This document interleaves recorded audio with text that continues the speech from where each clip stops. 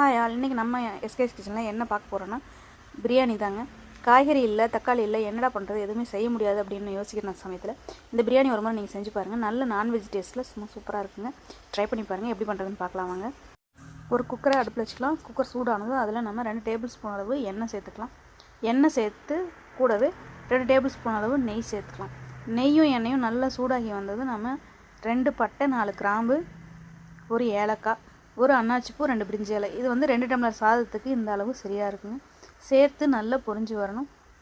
நம்ம சேர்த்துருக்கிற ஏலக்காய், பட்டை, கிராம்பெல்லாம் நல்லா பொரிஞ்சு வரட்டுங்க. பொரிஞ்சு வந்ததும் நாம் வெட்டி வச்சுருக்கிற 4 பெரிய வெங்காயம், பெரிய வெங்காயம் நல்லா நீல வாக்கில் கட் பண்ணி எடுத்துக்கோங்க.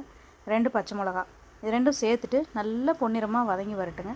வெங்காயம் நல்லா பொன்னிறமாக வதங்கி வந்தது 4 தக்காளி சேர்த்துக்கலாம். தக்காளி ஆப்ஷனல் தான்.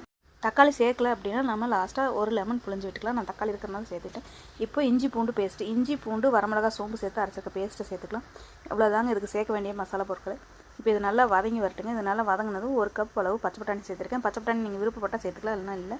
இதில் நீங்கள் பச்சை பட்டாணி, கேரட், உருளைக்கிழங்கு இது ரெண்டெல்லாம் சேர்த்துக்கலாம். மற்ற காய்கறிகள் எதுவும் சேர்க்க வேண்டாம்.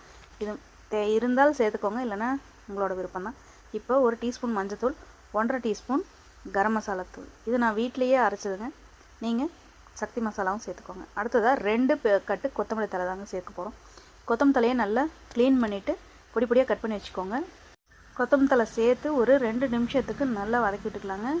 உப்பு சேர்த்துக்கலாம். இப்போ நம்ம இந்த கொத்தமல்லி தலைக்கும் தக்காளி, வெங்காயம், மசாலுக்கு மட்டும் தான் உப்பு சேர்த்துருக்கோம். இப்போ நல்லா வதங்கி வந்ததும் இப்போ நம்ம இந்த பிரியாணிக்கு தேவையான அளவு தண்ணி சேர்த்துக்கலாம். நான் 2 கப் அரிசி எடுத்துருக்கேன். 4 டம்ளர் தண்ணி சேர்த்துக்கிறேன். தண்ணி சேர்த்து நல்லா கொதிச்சு வந்ததும் இப்போ ஒரு மூடி எலுமிச்சம்பழம், நம்ம கழுவி வச்சுருக்க அரிசி, கூடவே இந்த சாதத்துக்கு தேவையான உப்பு எல்லாம் சேர்த்து நல்லா கொதி வந்ததும் மூடி போட்டு ஒரு விசில் விட்டு ஆஃப் பண்ணிடலாங்க.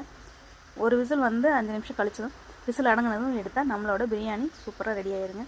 இந்த பிரியாணிக்கு வந்து நீங்கள் தயிர் எடுத்தாவே போதுங்க. வேணும்னா வேறு ஏதாவது நீங்கள் சைடிஷ் உருளைக்கிழங்கு பொரியல் அந்த மாதிரி வச்சு சாப்பிட்லாம். நீங்களும் ட்ரை பண்ணி பார்த்துட்டு எப்படி வந்ததுன்னு மறக்காமல் கமெண்ட் பண்ணுங்கள். சேனலை சப்ஸ்கிரைப் பண்ணிக்கோங்க. பாய்.